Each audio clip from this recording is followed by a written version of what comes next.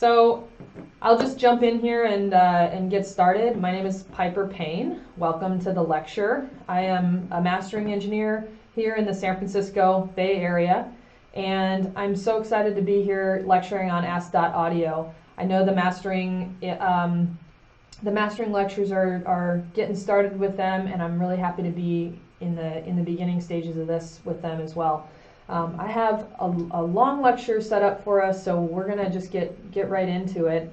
But thank you for checking in and letting me know who you are and where you're from. And if there's anything that I skip over or you want to hear a little bit more about, just type it in the questions.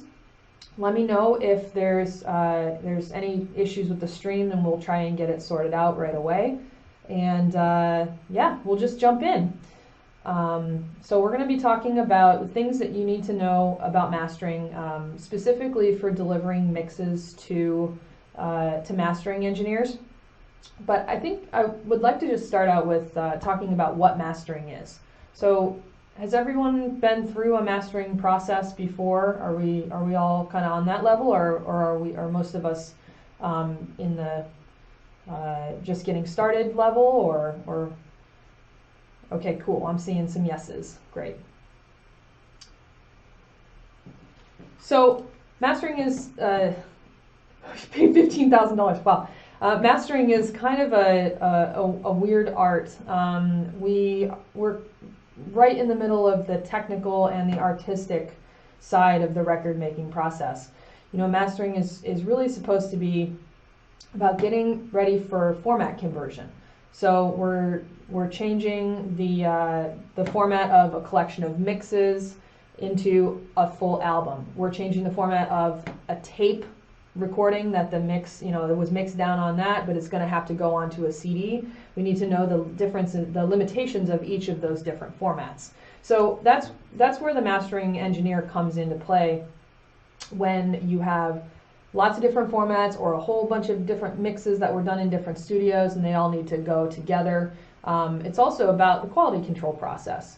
So when we're going to be putting out thousands of CDs, you need somebody that knows exactly, you know, all the limitations of that format, and also has a lot of great relationships with manufacturing houses.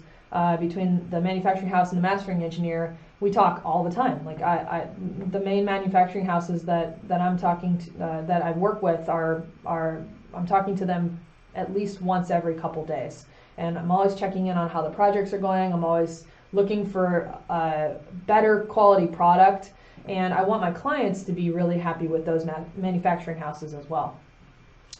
Has anybody ever had a really bad experience with a manufacturing house? Like you got back CDs that had an error on them, or you ended up with, you know, something that the graphics didn't look quite right, or somebody sent off the wrong version of the master. So where do you think, you say yes there, Skillbard, where do you think the issue was? Was it with the manufacturing house, or was it with the mastering engineer, or?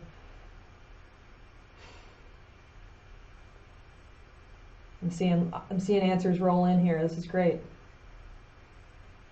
So the thing I have to say is that I want my clients to always have the best quality product they can get, and I also want them to have a good experience. So what we're always looking for with manufacturing houses, when I'm trying to find one to work with, is the deadlines. When they say they're gonna hit a deadline, do they actually do it? And does it cost $1 million? Is it a good experience? Meaning, like, did they help you out with the graphics? I've been finding a lot of manufacturing houses that don't have an in-house graphics person, and they rely on you to just hit these templates for graphics and things like that. That's really difficult to do if you're not a visual person. And then the artist comes to me and they're like, Piper, my graphics don't look good. And I'm like, but I'm not your graphics person. I can't help you with that. I've got my hands full on the masters. They sent the wrong master. Wow. Yeah, there are a lot of projects that have to be completely redone. It's really sad sometimes that people spend their 2 or 3 years of their lives making these records, and then they have to go through this other painful process of getting it manufactured again. It's really tough. Luckily, I haven't had too many problems with manufacturing houses, but I think it's because I really do vet the ones that I work with and that I recommend. There are definitely many that I would not recommend going to. And when my clients ask, I tell them. I think that manufacturing houses, that's great that you've never had a problem there with those 4 projects. It's fantastic. I think a lot of manufacturing houses don't understand that they're in the service of getting people's work that they've spent so much time on and so much money. They're supposed to get it right for you, and the best way to do that is to have a mastering engineer who has a good relationship with them. So I'm gonna just go down my list here a little bit and make sure that I'm sticking on track here. So we've hit the mastering. What is mastering? It's about format conversion, quality. Am I using different ceilings?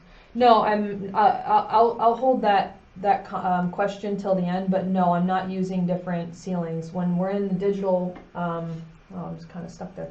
When we're in the digital realm, 0 dBFS is 0. That's it. I'm not trying to make different digital masters. We'll get into that in a little bit too. We'll talk about metering and things like that.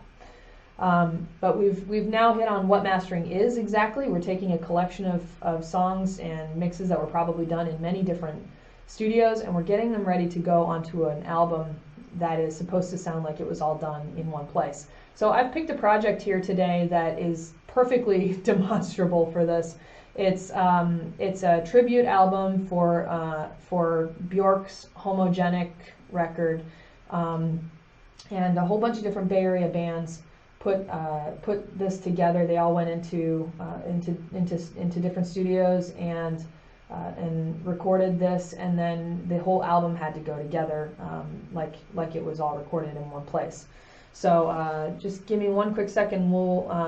I'll cue this up for the right song, then we'll start talking a little bit about what I was thinking about when we were mastering this. I'm also going to hit along the way. I'm also going to be talking about the difference between working in digital and working in analog. I'm going to talk about how I can work on the perception of a mix, but I'm not the mix engineer, so I can't necessarily change the level of the kick drum versus the bass, but I can change the perception, things like that. I can't make a crappy song and a crappy mix into an amazing master, meaning garbage in, garbage out. And we're going to talk a little bit about metering and loudness as well. So let's try and hold a lot of the questions. I'll see them show up, but is perfect hearing needed to make a good master? I think you don't have to have perfect hearing. There are a lot of people in the mastering field that were probably touring musicians or are engineers that are advancing in age and maybe losing a little bit of their hearing, but their perception is the most important thing, and keeping up on your listening and critical listening skills is really the most important thing. I think you do have to have a perception of stereo image. I think that's very, very important, because a lot of times mixes come in with phase problems, and if you're not hearing stereoscopically perfectly, then you're going to have a problem outputting the right master. But I think check it out and see what happens. Just to answer that question, M. Miles. All right, so I'm gonna let Dee sit down here. She's holding this. she's holding this thing. I'm gonna mute my sound for just a quick second and start playing back the song that we're gonna look at today. And then we're going to switch over to the console camera so you can see a little bit more about what I'm working with here in this studio. So far, you've only just seen my face. So now I'm going to turn my mic down here a little bit for a second while we switch to the other. So here I'm back. Sound now should be still okay, and you should have some view of a console. And yes, Gaffer's tape is the solution to everything, even in a mastering studio. All right, so we're gonna move this around just a hair so you can see a little bit better. You know, part of the problem with, very manly, yes. Part of the problem with trying to lecture out of a mastering console is that we're not always, first of all, we're not connected to the internet all the time on my mastering computer. Second of all, there's no webcam or anything like that, and all the computer guts and everything are all living. I'm going to go back to my to me here. All the computer guts and stuff are living in the machine room. So all I have right here is just the monitor, like the console, the computer monitor, and the speakers. That's the only thing that actually lives in this room here. So now that I'm trying to lecture about mastering here, I have to do it on my laptop, and it's just a lot of wrangling. So sorry about that. I think we'll get it squared away next time that I'm lecturing about mastering here. But okay, so we're going to go back to the console here.